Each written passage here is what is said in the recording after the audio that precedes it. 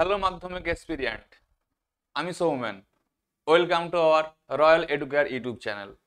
তোমাদের যে এই কদিন আগে টেস্ট পরীক্ষা হয়েছে, তার যে টেস্ট পেপার বার হয়েছে এই WBTA, ওই টেস্ট পেপারের আমরা এই ফিজিক্যাল সায়েন্সের আমরা 2 নম্বর সেটটি আজ আলোচনা করব।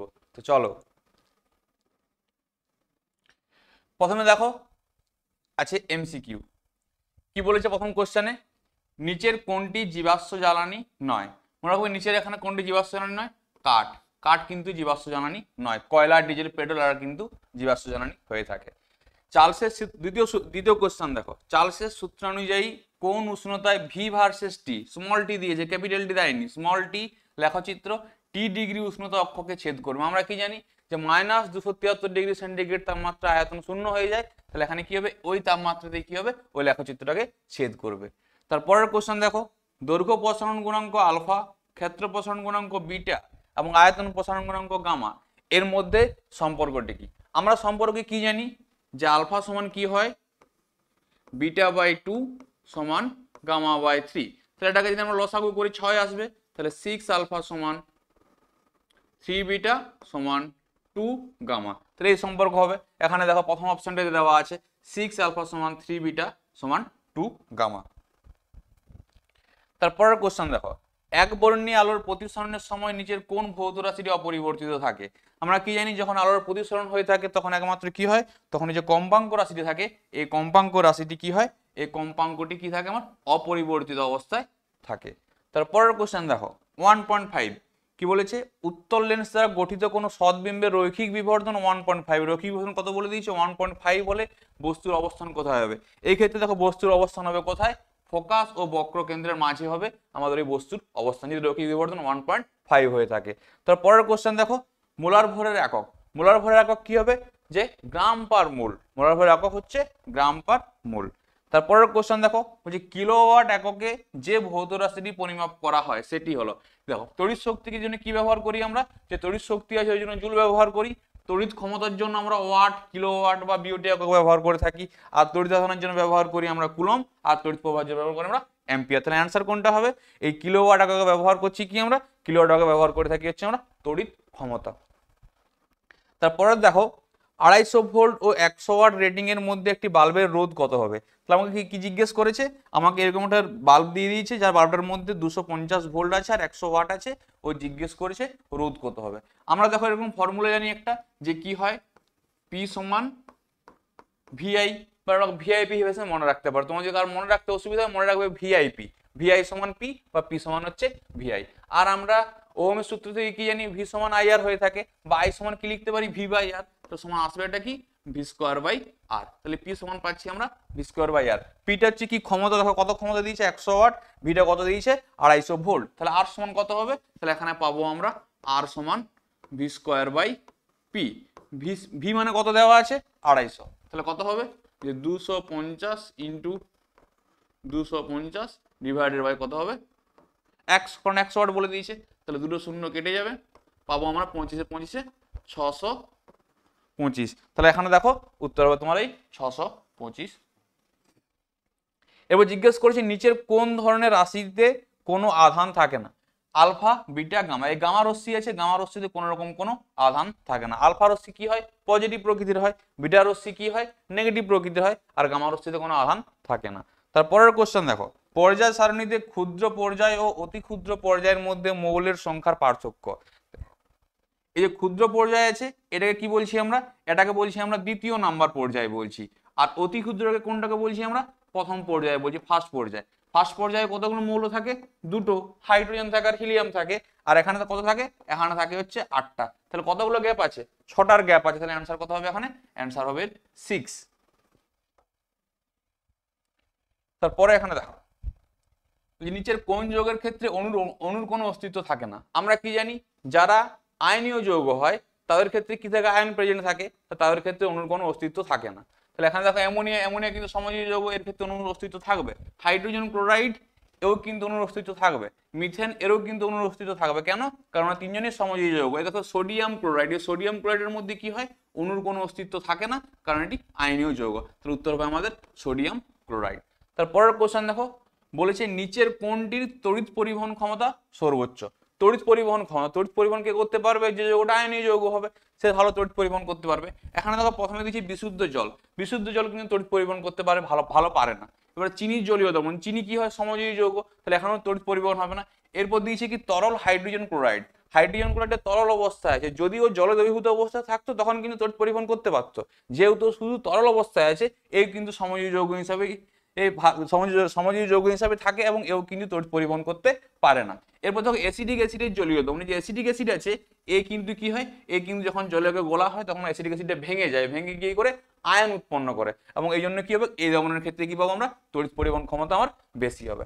তারপরে কি দিয়েছে দেখো কোশ্চেন, বলছে কপার সালফেটের জলীয় দ্রবণে অতিরিক্ত অ্যামোনিয়ার জলীয় দ্রবণ যোগ করলে দ্রবণের বর্ণনা কিরূপ হবে? এই যে কপার সালফেট আছে, কপার সালফেটের দ্রবণের সঙ্গে অ্যামোনিয়া দ্রবণ যোগ করি আমরা, তাহলে কি হয়? তাহলে তোমার এই গাঢ় নীল বর্ণ তৈরি হয়। কি হয়? একটা গাঢ় নীল বর্ণ তৈরি হয়, মানে এখানে CuNH3 এর হোল 4 বাইরে SO4 এই কমপ্লেক্সটা তৈরি হয়, এই যৌগটা তৈরি হয়। আর এই যৌগটার কালার কেমন দেখতে হয়? এই যৌগটার কালার দেখতে হয় গাঢ় নীল বর্ণের দেখতে হয়। তারপরের কোশ্চেন দেখো, নিচের কোনটি লোহার একটি আকরিক? আমরা জানি কি এখানে লোহার আকরিক কি হবে? হেমাটাইট। হেমাটাইট হচ্ছে কি? লোহার আকরিক। এবার জিজ্ঞেস হচ্ছে নিচের কোন যৌগটি জ্যামিতিক গঠন সমচতুস্থলকার? সমচতুস্থলকার মানে কি হবে? চারদিক থেকে চতুস্থলকীয় টাইপের দেখতে হবে। দেখো আমরা কি জানি মিথেনের স্ট্রাকচার কি হয়ে থাকে? চতুস্থলকীয় হয়ে থাকে, এরকম প্রকৃতি দেখতে হয়। সি, এদিকে হাইড্রোজেন, এখানে হাইড্রোজেন থাকে, এদিকে একটা হাইড্রোজেন থাকে এবং এদিকে একটা হাইড্রোজেন থাকে, এটাকে আমরা চতুস্থলক বলে থাকি বা টেট্রাহাইড্রাল বলে থাকি। তাহলে মিথেনের স্ট্রাকচার কি হবে? সমচতুস্থলাকার হবে। এটা আমাদের দেখো এমসিকিউ পোরশনটা আমাদের ছিল। এরপর দেখো 1 নম্বরে যে কোশ্চেনগুলো দিয়েছে বিভাগ ক্ষয়, বিভাগের ফার্স্ট কোশ্চেন কি আছে? বলছি কৃত্রিম উপগ্রহে ব্যবহৃত শক্তির প্রধান উৎস কি? কৃত্রিম উপগ্রহ মানে যে স্যাটেলাইট গুলো আছে ও প্রধান শক্তির উৎস কি? ও শক্তির উৎস হয়ে থাকে এখানে কি মনে রাখবে? ও শক্তির উৎস দেখো সৌর শক্তি। আমরা এখানে কি শক্তি ব্যবহার করে থাকি? এখানে সৌর শক্তি। তোমরা কিন্তু খাতায় নোট ডাউন করে নাও, এটা খাতায় নোট ডাউন করো না। এখানে কি আছে যে 1 নাম্বার 1 2 একটা অ্যান্সার হবে কি? যে কৃত্রিম উপগ্রহে ব্যবহৃত শক্তির প্রধান উৎস হলো সৌরশক্তি। আমি মুখে বলে দিচ্ছি, তোমরা এটা লিখে নাও। তারপরে দেখো অথবা কি দিয়েছে যে কোন প্রচলিত শক্তি ব্যবহারে সরাসরি পরিবেশ দূষিত হয় না? কি জিজ্ঞেস করছে? প্রচলিত শক্তি কিন্তু আমার পরিবেশকে দূষণ করবে না, সরাসরি দূষণ করবে না, এরকম কোন প্রচলিত শক্তি আছে? এই দেখো প্রাকৃতিক গ্যাস, এটা কিন্তু মনে রাখবে কি যে হয় কি প্রাকৃতিক গ্যাস। যে প্রাকৃতিক গ্যাস আছে, এই প্রাকৃতিক গ্যাস যদি ব্যবহার করা হয়, এই প্রাকৃতিক গ্যাসের কারণে কিন্তু পরিবেশ সরাসরি দূষণ হয় না, কম পরিমাণে দূষণ হয়। তারপরে দেখো কি বলেছে, সৌরকোষে ব্যবহৃত অর্ধপরিবাহী কোনটি? দেখো যে সৌরকোষ থাকে বা যে সোলার প্যানেলগুলো ব্যবহার করা হয়ে থাকে ওখানে কিন্তু অর্ধপরিবাহী হিসাবে ব্যবহার করা হয়ে থাকে সিলিকন ব্যবহার করি। আমরা কি ব্যবহার করে থাকি? সিলিকন। আরো অর্ধপরিবাহী ব্যবহার করা হয়ে থাকে, গ্যালিয়াম ব্যবহার করা হয়ে থাকে, কিন্তু সিলিকনের যে ম্যাক্সিমাম পার্সেন্টেজ থাকে 95% সিলিকন রাখা থাকে, তার সঙ্গে আরো 5% কি হয়? আলাদা রকমের অর্ধপরিবাহী গ্যালিয়াম ব্যবহার করা হয়ে থাকে। তারপরটা দেখো কি বলেছে, সত্য না মিথ্যা লেখো। কি বলেছে যে বিশুদ্ধ জলের স্ফুটনাঙ্ক 273 কেলভিন। আমরা কি জানি জলের স্ফুটনাঙ্ক কত হয়ে থাকে? 100 ডিগ্রি সেন্টিগ্রেড তাপমাত্রা, মানে 373 কেলভিন হওয়া উচিত ছিল, কিন্তু কত দিয়েছে আমাকে? 273 কেলভিন। তাহলে এটা কি হবে? এটা হবে আমার মিথ্যা। এটা কি হবে? এটা হবে মিথ্যা। স্টেটমেন্টটা যেটা দেওয়া আছে এটা হবে মিথ্যা। তারপরে দেখো জিজ্ঞেস করেছে যে 3.4 এর কোশ্চেন, কোন বিজ্ঞানী সর্বপ্রথম অণুর ধারণা দেন? অণুর ধারণা প্রথমে দিয়েছিল বিজ্ঞানী ডাল্টন। বিজ্ঞানী জন ডাল্টন প্রথমে কি করেছিল? অণুর ধারণা দিলে। এটা কি হবে? এটা হবে বিজ্ঞানী ডাল্টন। বিজ্ঞানী ডাল্টন প্রথম অণুর ধারণা দিয়েছিল। তারপরের কোশ্চেন দেখো, বলছে কঠিন পদার্থের তাপীয় রোধের সমীকরণটি লেখো। কঠিন পদার্থে কি জিজ্ঞেস করেছে? তাপীয় রোধের সমীকরণ। তো তাপীয় রোধের সমীকরণ আমরা কি জানি? আমরা এরকম সমীকরণ জানি যে কি হয়, যে কিউ সমান A K A θ2 minus θ1 into T divided by কি হয়ে থাকে? ডি হচ্ছে। এইটা হচ্ছে কি আমার? এইটা হচ্ছে আমার সমীকরণ। কার জন্য? এই তাপীয় রোধের সমীকরণ হচ্ছে এটা। কঠিন পদার্থের তাপীয় রোধের সমীকরণ হচ্ছে এটা।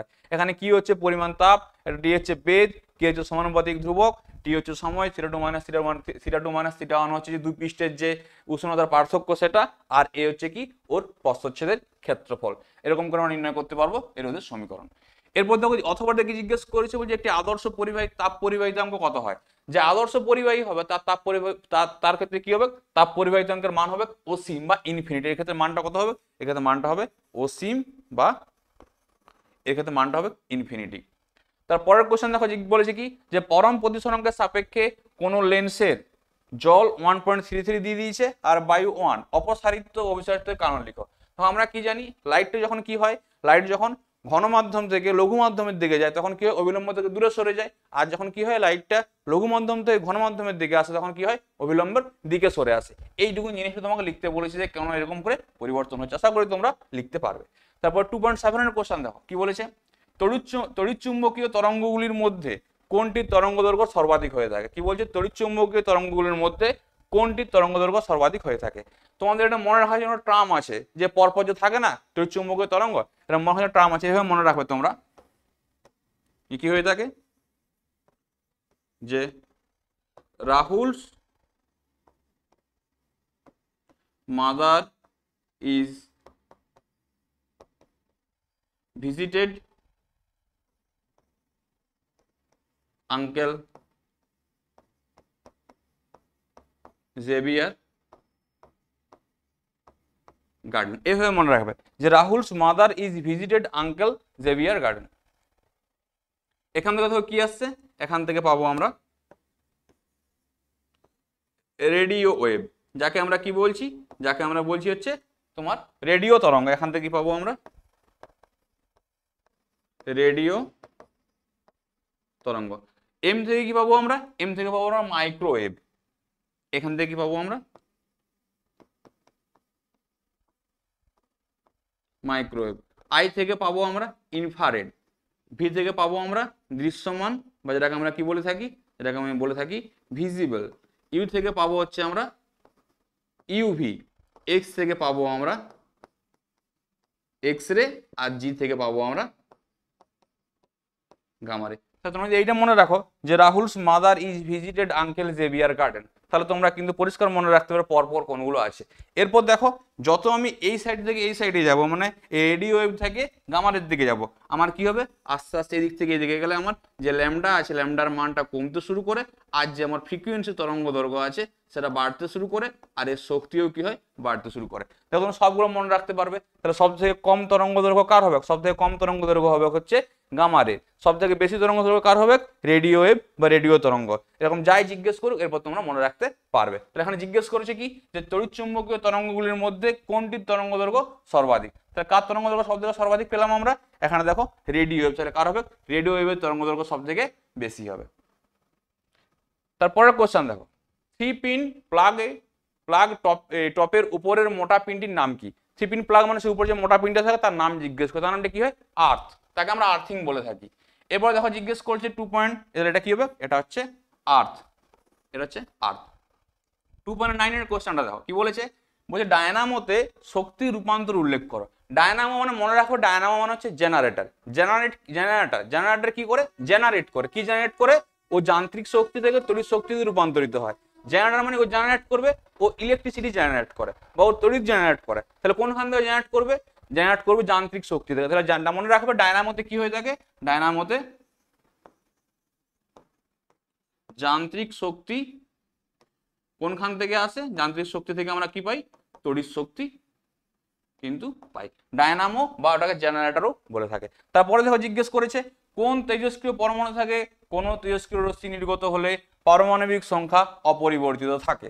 কোন তেজস্ক্রিয় পরমাণু থেকে, দেখো তেজস্ক্রিয় পরমাণু থেকে যে আলফা কণা বেরিয়ে যায় কি হয়, ওর পরমাণু ক্রমাঙ্ক 2 কমে যায়। বিটা কণা বেরোলে পরমাণু ক্রমাঙ্ক 1 বৃদ্ধি পায়। আর যদি গামা বার হয় তখন কিন্তু কোনো রকম কোনো পরমাণু ক্রমাঙ্কের কোনো পরিবর্তন হয় না। তাহলে এখানে কি হবে, এটা হবে গামা রশ্মি বা গামা কণা যদি বার হয়, আলফা কণা বার হলে কিন্তু কত হয় 2 কমে যায়, বিটা কণা বার হলে 1 বেড়ে যায়, আর গামা রশ্মি নির্গত হলে ওখান থেকে কিন্তু কোনো রকমের জন্য কোনো পরিবর্তন হয় না। তারপরে জিজ্ঞেস করেছে তেজস্ক্রিয় রশ্মিগুলির মধ্যে কোনটির গতিশক্তি সর্বনিম্ন। তেজস্ক্রিয় রশ্মিগুলির মধ্যে কোনটির গতিশক্তি সর্বনিম্ন হয়। তা গতিশক্তি মনে রাখবে সব থেকে বেশি হয় আলফা, তারপরে হয় বিটা, তারপরে হয় গামা। এর ক্রমটা লিখে রাখবে, তাহলে তোমাদেরকে এরপর যদি পরে অন্য কোশ্চেন হয় তখন তোমরা করতে সব থেকে বেশি হয় আলফা, তারপরে হয় বিটা, তারপরে হয় গামা। তাহলে সব থেকে কার কম পাচ্ছি আমরা, গামার কম। তাহলে এটি জিজ্ঞেস করছে দেখো কোনটির গতিশক্তি সর্বনিম্ন, তো সব থেকে সর্বনিম্ন গতিশক্তি কার হয়, গামা। তারপরে দেখো কি বলেছে, বাম স্তম্ভের সঙ্গে ডান স্তম্ভ মেলাতে বলেছে। প্রথমে বলছে এটা সন্ধিগত মৌল। সন্ধিগত মৌল মানে কোনগুলো বলি আমরা, যাদের ক্ষেত্রে কি হয়, যাদের ক্ষেত্রে তোমার ওই যে ডি ব্লক মৌল বলে তাকে আমরা সন্ধিগত মৌল বলতে। সন্ধিগত মৌল এখানে কে আছে, সন্ধিগত মৌল এখানে আছে নিকেল। তারপরে দেখেছি একটি ইউরেনিয়াম উত্তর মৌল। ইউরেনিয়াম উত্তর মৌল মানে মনে রাখবে ইউরেনিয়ামের পরের মৌলগুলোকে আমরা কি বলছি? ইউরেনিয়াম উত্তর মৌল বলছি। এখানে কে আছে? এটা আছে Pu।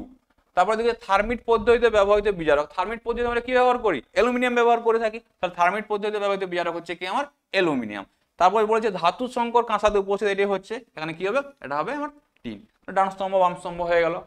তারপরে দেখো বলছে ক্যালসিয়াম অক্সাইডের ইলেকট্রন ডট গঠন দেখো। কি বলেছে আমাকে? ক্যালসিয়াম অক্সাইডের ইলেকট্রন ডট মানে লুইস ডট আমাকে দেখাতে বলেছে। আমরা কি করবো এখন? এর লুইস ডট আমরা দেখাবো। দেখো ক্যালসিয়াম অক্সাইডের যখন দেখাবে তখন কি করবে? ক্যালসিয়ামের বাইরের কক্ষে দুটো ইলেকট্রন থাকে, লিখবে ক্যালসিয়াম ইলেকট্রন বিন্যাস কি জানি? 2,8,2। এটা ক্যালসিয়ামের ইলেকট্রন বিন্যাস। অক্সিজেন ইলেকট্রন বিন্যাস কি জানি আমরা? অক্সিজেনের বাইরের কক্ষে ইলেকট্রন থাকে, এটা প্লাস, অক্সিজেনের বাইরের ইলেকট্রন থাকে 2,6। দেখো ক্যালসিয়ামের কি হয়েছে? বাইরের কক্ষে দুটো ইলেকট্রন আছে বলে 2 দিয়েছি, আর বাইরের কক্ষে 6টা ইলেকট্রন আছে বলে আমরা এরকম কি করেছি? এখানে 6টা ডট ব্যবহার করেছি। এরপর কি হয়? সবাই তো অষ্টক পূর্তি করতে চায়। এবার কি করবে? এই অষ্টক পূর্তি করার জন্য কি করবে? এই অষ্টক পূর্তি করার জন্য দুটো ইলেকট্রন একে দিয়ে দেবে। এই দুটো ইলেকট্রন যদি একে দেয় তখন কি হবে আমার? তখন এখানে তৈরি হবে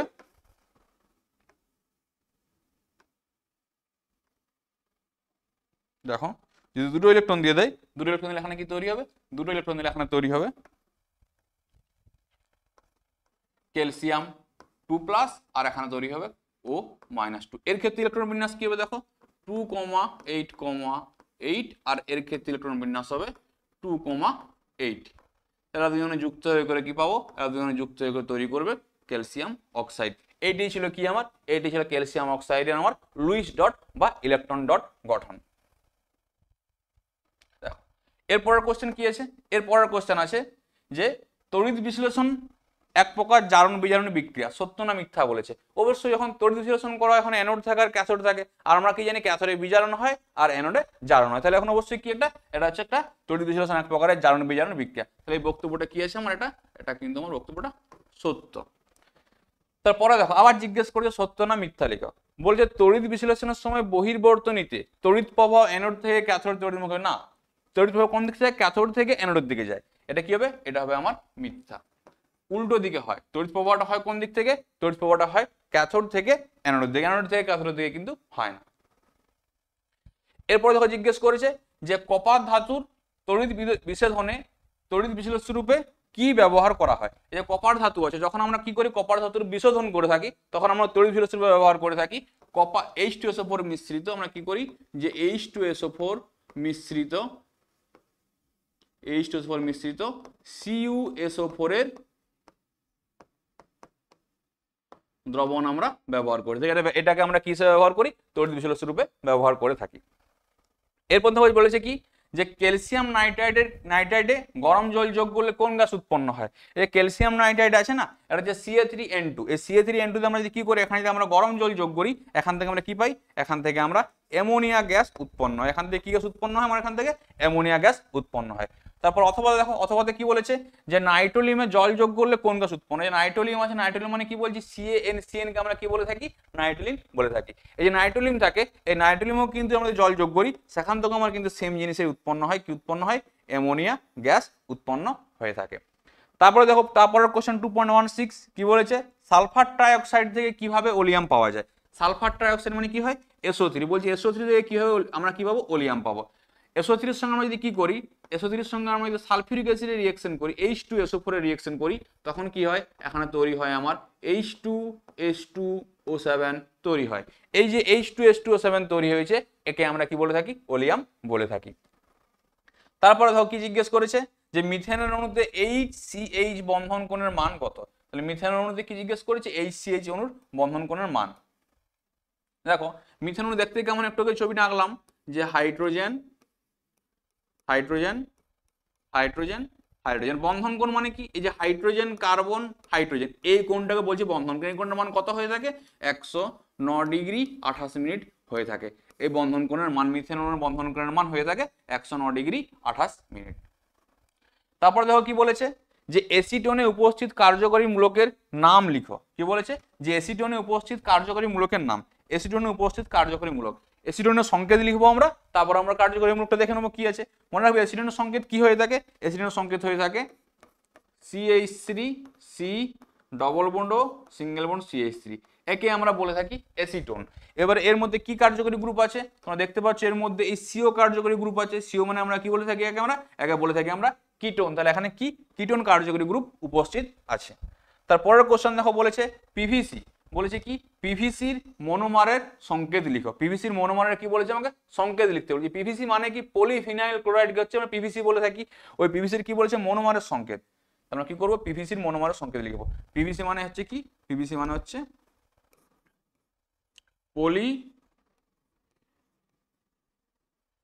পলিভিনাইল ক্লোরাইডকে আমরা কি বলছি, পিভিসি, পলিভিনাইল ক্লোরাইড।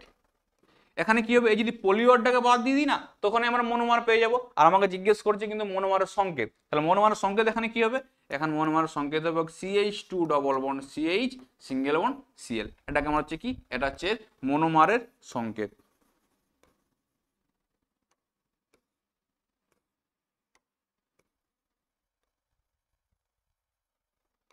এটা হচ্ছে মনোমারের সংকেত। আশা করি তোমরা বুঝতে পারলে। এটা ছিল আমাদের বিভাগ ক 1 নম্বরের কোশ্চেন গুলো। আর কোনো কোশ্চেন বাকি আছে দেখিনি না, আর কোনো কোশ্চেন বাকি না। 2.1 অবধি তোমাদের হয়ে গেছে। এরপরে দেখো বিভাগ খ এর পরে আমরা যাবো কি বিভাগ গ। বিভাগ গতে কি কোশ্চেন দিয়েছে দেখো, প্রথমে কি বলেছে, কোশ্চেন দিয়েছে এরকম যে স্থিতিশীল উন্নয়ন কি, এর প্রয়োজনীয়তা কি। কি বলেছে, স্থিতিশীল উন্নয়ন কি, এর প্রয়োজনীয়তা কি। দেখো স্থিতিশীল উন্নয়ন কি বলছে, যে উন্নয়ন কি হয় ভবিষ্যৎ প্রজন্মের জন্য সম্পদের ভান্ডারকে অক্ষত রাখে এবং বর্তমান প্রজন্মের চাহিদা মেটায় এবং পরিবেশের কোনো ক্ষতি সাধন করে না, সেই উন্নয়নকে আমরা কি বলি, স্থিতিশীল উন্নয়ন বলে থাকি। আমি তোমাদেরকে বোর্ডে লিখে দিয়েছি, তোমরা এখান থেকে কিন্তু ভিডিওটা পজ করে এটা কিন্তু লিখে নাও। আর এর প্রয়োজনীয়তা কি বলেছে দেখো, এর প্রয়োজনীয়তা কি হয়, আমরা কি করি প্রাকৃতিক ভারসাম্য বজায় রেখে আমরা কি করি আর্থ সামাজিক উন্নতি করতে পারি। আমরা এই প্রয়োজনীয়তা, এর প্রয়োজনীয়তা হচ্ছে এটা, স্থিতিশীল উন্নয়নের প্রয়োজনীয়তা প্রাকৃতিক ভারসাম্য বজায় রেখে আমরা কি করতে পারি, আর্থ সামাজিক উন্নতি করতে পারি। আর কি বলেছে দেখো, ভবিষ্যৎ প্রজন্মের চাহিদা মেটানোর ক্ষেত্রে প্রতিবন্ধকতা সৃষ্টি আমরা করতে পারি না। যে ভবিষ্যৎ প্রজন্ম আছে তাদের জন্য কি, তাদের জন্য কোনো ক্ষতি না হয় সেই দিক ভেবে করে কিন্তু আমরা এখন বর্তমানে নিজেদের জিনিস ব্যবহার করতে পারবো। এটা হচ্ছে কি স্থিতিশীল উন্নয়নের প্রয়োজনীয়তা। তারপরে দেখো 3.2 কি করেছে, 3.2 তে একটা ম্যাথ প্রবলেম দিয়েছে। ম্যাথ প্রবলেমটা কি দিয়েছে দেখো, বলছে একটি বেলুনে 95 সেন্টিমিটার Hg চাপে 0.8 লিটার বাতাস ভরা আছে। তাহলে কি করেছে, একটা বেলুনের মধ্যে চাপ দিয়ে দিয়েছে আমাকে। কি দিয়েছে, চাপ মানে কি জানি আমরা, পি। তাহলে P1 সমান কত দিয়েছে আমাকে, 95 সেমি Hg দেওয়া আছে। তারপরে কি বলেছে, ওই চাপে কত আয়তন রাখা আছে, তাহলে V1 দিয়ে দিয়েছে কত আমাকে, 0.8 লিটার। তারপরে কি বলেছে, বাতাস ভরা আছে। যদি উষ্ণতাকে সমান রেখে, উষ্ণতা সমান রাখা আছে মানে কি আছে আমার এখানে, T সমান কি আছে আমার স্থির, T সমান আছে আমার স্থির। তারপরে কি করে, চাপটাকে কমিয়ে দিয়েছে। চাপটা কমানো হচ্ছে, আগে চাপ ছিল P1, এখন চাপ হবে P2। কত করেছে, 76 সেমি Hg চাপ হয়েছে। তখন জিজ্ঞেস করছে বাতাসের আয়তন, মানে কি জিজ্ঞেস করছে, V2 সমান কত হবে। যখন দেখো তোমাদেরকে যখন অঙ্ক দেবে না, অঙ্ক দেওয়ার সময় আগে প্রথমে অঙ্কটা পড়ে দেখে নেবে কি কি ভ্যালু দেওয়া আছে আর কি ভ্যালু বার করতে দিয়েছে। আমাকে দেখো এখানে P1 V1 P2 এগুলো বলে দিয়েছে, আর কি V2 বার করতে দিয়েছে, আর তার সঙ্গে বলেছে টি স্থির। দেখো আমরা গ্যাসের অঙ্ক করছি, গ্যাসের অঙ্কে কি জানি, যদি টি স্থির থাকে মানে কোন সূত্রে কাজে লাগাবো, আমরা বয়েলের সূত্রে কাজে লাগাবো। আর যদি আমার কি থাকে, যদি আমার পি স্থির থাকে তখন আমরা কাজে লাগাবো চার্লসের সূত্র। তাহলে বয়েলের সূত্রে কি জানি, আমরা বয়েলের সূত্রে জানি যে P1 V1 সমান P2 V2। তাহলে এখানে কি বার করতে দিয়েছে, V2। তাহলে V2 সমান কি হবে, V2 সমান P1 V1। P1 এর মান কত, P1 এর মান 95, এর মান 0.8, এটা লিটারে আছে, আর নিচে কত হবে 76। এ দেখো এখানে এই দুটো একক আছে, এটা সেমি Hg-তে আছে, এটাও সেমি Hg-তে আছে। তাহলে কি 19 দ্বারা কাটতে পারি, 4 19 76 আর 5 19 95, 4 দুগুণে 8 মানে 0.2, 0.2 ইন্টু 5 মানে হচ্ছে 1.0 লিটার। তাহলে কত হবে, 1.0 লিটার হবে অ্যান্সার। তারপরে অথবা অঙ্ক দেখো, অথবা অঙ্কটা কি বলেছে, অথবা অঙ্কটা বলেছে যে বায়ু নিরুদ্ধ পিস্টনযুক্ত একটি লোহার চোঙে অক্সিজেন গ্যাসকে 25 ডিগ্রি উষ্ণতায় আবদ্ধ করা হলো। স্থির চাপে কোন তাপমাত্রায় আবদ্ধ গ্যাসটির আয়তন প্রাথমিক আয়তনের 3 গুণ হবে। তাহলে আমাকে অঙ্কে কি দিয়েছে, আমি প্রথমেই বললাম অঙ্ক করার সিস্টেম কি হবে, আমাকে কি ভ্যালু বলে দিয়েছে আগে সেটা লিখে নেবো, তারপর আমরা দেখবো আমরা কি সূত্র জানি, সেই সূত্র ইউজ করে আমরা অঙ্ক করব। প্রথম দেখো কি বলেছে, যে বায়ুনিরুদ্ধ পৃষ্ঠনির্ভর লোহার সঙ্গে অক্সিজেন গ্যাসে 25 ডিগ্রি উষ্ণতা আবদ্ধ করা হলো। তাহলে কি আমার যে উষ্ণতা ছিল আগে, সেই উষ্ণতাটা টি সমান কত ছিল, 25 ডিগ্রি। আমাকে ডিগ্রি সেন্টিগ্রেডকে কেলভিনে কনভার্ট করে নিতে হবে। যখনই তোমরা গ্যাসের অঙ্ক করবে অলওয়েজ টেম্পারেচারটাকে ডিগ্রি সেন্টিগ্রেড থেকে কিন্তু অবশ্যই কেলভিনে কনভার্ট করতে হবে। তাহলে 25 ডিগ্রি মানে কত, 25 প্লাস 273 সমান হবে 298 কেলভিন। আমার টেম্পারেচার কনভার্ট হয়ে গেছে, টেম্পারেচার ছিল T1। তারপরে কি বলেছে, ওই বাতাসের আয়তন কত জিজ্ঞেস করেছে, 25 ডিগ্রি আবদ্ধ করা হলো। স্থির চাপে, স্থির চাপ আছে মানে কি আছে, এখানে বলতে পারি আমরা যে পিটে কি আছে, আমার স্থির আছে। একটু আগে বললাম পি স্থির মানে কি সূত্র কাজে লাগবে, চার্লসের সূত্র কাজে লাগবে। জিজ্ঞেস করেছে কোন তাপমাত্রায়, জিজ্ঞেস করেছে স্থির চাপে কোন তাপমাত্রা, মানে তাপমাত্রা T2 সমান জিজ্ঞেস করেছে, T2 তাপমাত্রায় আবদ্ধ গ্যাসটির আয়তন প্রাথমিক আয়তনের 3 গুণ হবে। মানে প্রাথমিক আয়তন যদি V1 সমান x হয়, বলছে V2 সমান 3x। কোন উষ্ণতায় এই প্রাথমিক আয়তনের তুলনায় এই দ্বিতীয় আয়তনটা 3 গুণ হবে আমার। তাহলে আমি ইউজ করব যে V1 বাই T1 সমান V2 বাই T2। তাই আমার জিজ্ঞেস করেছে কি T2, তাহলে T2 সমান হবে V2 into T1 by V1 সমান কত হবে, এটা হবে 3x গুণিত 298 ডিভাইড বাই x, কেটে যাবে, সমান বেরোবে আমার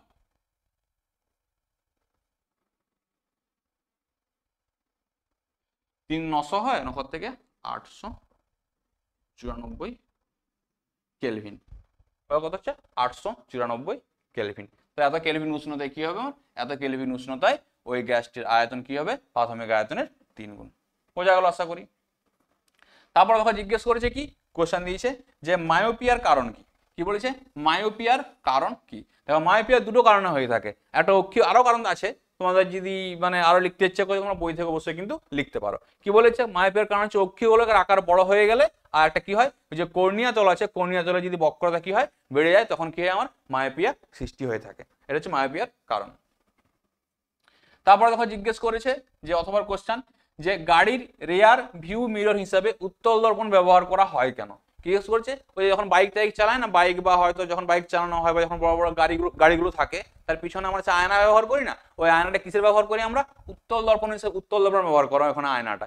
এরপর জিজ্ঞেস করেছে দর্পণটা ব্যবহার করছি, ওই দর্পণটা কেন ব্যবহার করা হয়। এটা দেখো উত্তল দর্পণের ক্ষেত্রে কি হয়, আমরা যদি উত্তল দর্পণের ক্ষেত্রে আমাদের কোনো বস্তু রাখি, সেই বস্তুটার ক্ষেত্রে কি হয়, সেই বস্তুটার ক্ষেত্রে ছোট সমশীর্ষ ও অসৎ বিম্ব গঠিত হয়। এর ফলে কি হবে, ওই দর্পণটা যে পিছন সাইডটা আছে না, ওই দর্পণটা ছোট হলো, ওর পিছনটা সাইডে অনেকটা দেখতে পাওয়া যায় আমরা। যেহেতু অনেকটা দেখতে পাই, ওই জন্য কি হয়, যে গাড়ি চালাচ্ছে সেই গাড়ি চালকের কি হবে, সেই গাড়ি চালকের অনেক সুবিধা হবে পিছনে অনেকটা জায়গা দেখতে পাওয়ার জন্য, ওই জন্য আমরা ব্যবহার করে থাকি উত্তল দর্পণ। তোমরা লেখা আছে, তোমরা লিখে নেবে যে উত্তল দর্পণের সামনে বস্তু রাখলে বস্তুর চেয়ে ছোট সমশীর্ষ অসৎ বিম্ব গঠিত হয়, ফলে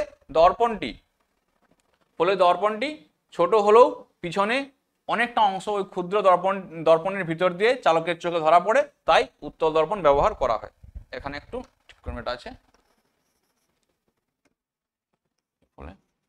তোমরা এখানে লিখে নেবে এটা, ফলে এটা হবে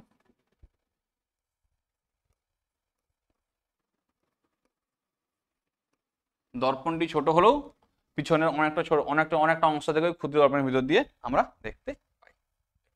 এরপর দেখো জিজ্ঞেস করেছে কি, এরপর জিজ্ঞেস করেছে যে সোডিয়াম ক্লোরাইডের ক্ষেত্রে আণবিক ভর কথাটির পরিবর্তে সংকেত ভর ব্যবহার করা অধিক যুক্তিযুক্ত কেন। আমার প্রথম কথা হচ্ছে যে আণবিক ভর কার জন্য ব্যবহার করব, যেখানে অণুর অস্তিত্ব থাকবে সেখানে ব্যবহার করব। এবার NaCl কি প্রকারের যৌগ, NaCl হচ্ছে আয়নীয় যৌগ। এবার NaCl যদি আয়নীয় যৌগ হয়, ওখানে কোনো অণুর অস্তিত্ব থাকবে না, ওখানে কি থাকবে, আয়নের অস্তিত্ব থাকবে, ওই জন্য আমরা ব্যবহার করি না NaCl এর ক্ষেত্রে তোমার আণবিক ভর ব্যবহার না করে সংকেত ভর ব্যবহার করি। লিখেছি দেখো কি, যে NaCl একটি আয়নীয় যৌগ, এর মধ্যে Na+ ও Cl- আয়ন বর্তমান।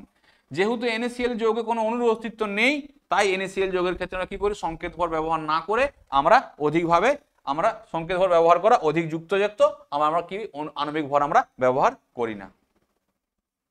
তারপরের কোশ্চেন দেখো কি বলেছে, তারপরের কোশ্চেন বলেছে কার্বন টেট্রাক্লোরাইড যৌগের ইলেকট্রন ডট দেখাও। কি বলেছে, আচ্ছা, তার আগে এখানে একটা কোশ্চেন বাকি রয়ে গেছে। কোশ্চেনটি কি বলেছে দেখো, বলছে একটি সমযোজী ও একটি তড়িৎযোজী যৌগের উদাহরণ দাও। একটি সমযোজী যৌগের উদাহরণ কি হবে? আমরা যদি বলে থাকি যে সমযোজী,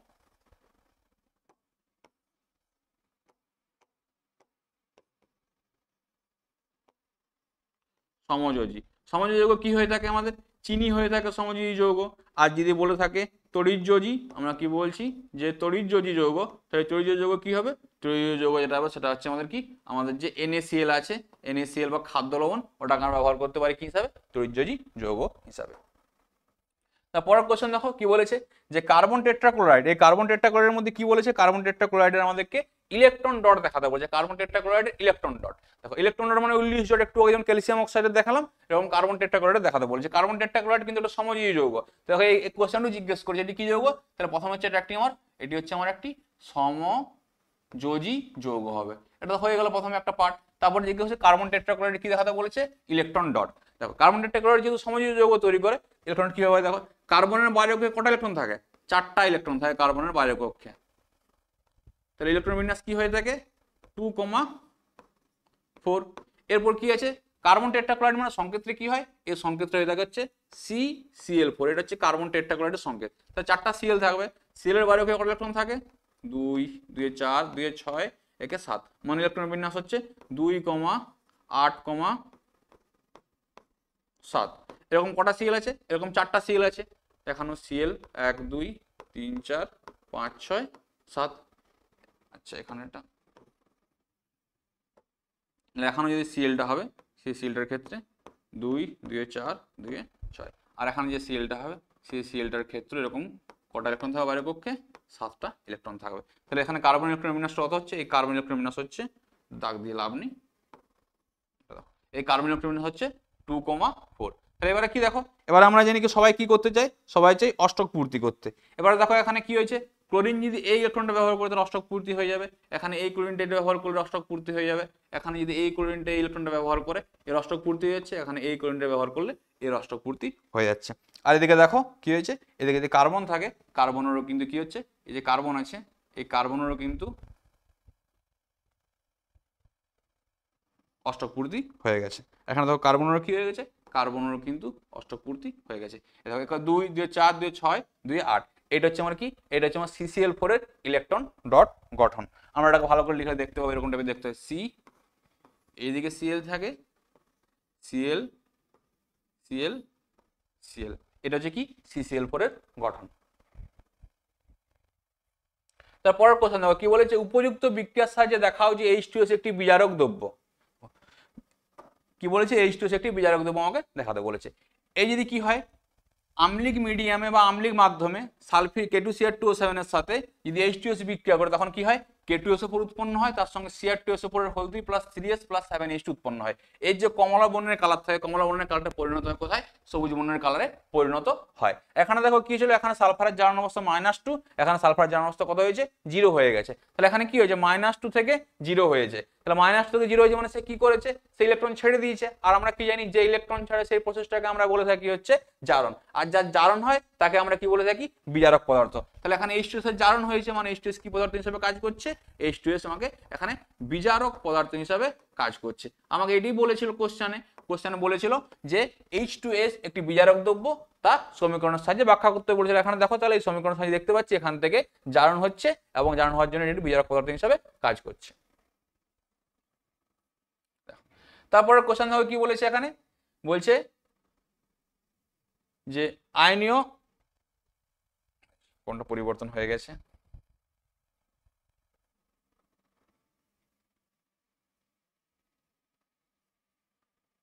দেখো এখানে একটা কোশ্চেন রয়ে গেছে। কোশ্চেনটা কি বলেছে, যে কপারের তৈরি কোনো বস্তুকে দীর্ঘদিন খোলা বাতাসে রাখলে কি হয়? ওই কোশ্চেনটা রয়ে গেল কোথায়? এই দেখো, কপারের তৈরি কোনো বস্তুকে দীর্ঘদিন খোলা বাতাসে রেখে দিলে কি ঘটবে? এই যে কপারের তৈরি যে বস্তু আছে, কপারের তৈরি তোমরা দেখবে সে বাড়িতে কপারের কোনো জিনিস থাকে, তাহলে কি হয়? আস্তে আস্তে সবুজ কালারে পরিণত।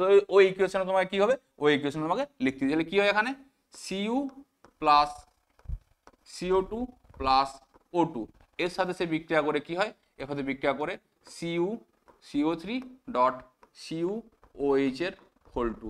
এরকম বর্ণবিটাকে এটা কেমন কেমন দেখতে হয়, সবুজ বর্ণ পরিণত হয়ে যায়। এখানে কি থাকে, এখানে 2Cu থাকে, CO3 প্লাস এখন এরকম রিঅ্যাকশনটা হয়ে থাকে। এটা কি হয় তাহলে এখন কপারটা কি বর্ণে পরিণত হয়, সবুজ বর্ণে পরিণত। এই রিঅ্যাকশনটা দেখবে তোমাদের বইয়ে দেওয়া আছে ভালো করে, যে কি হয় Cu প্লাস CO2 থেকে O2 যোগ করলে CuCO3 ডট COH এর হোল টু পরিণত হয়।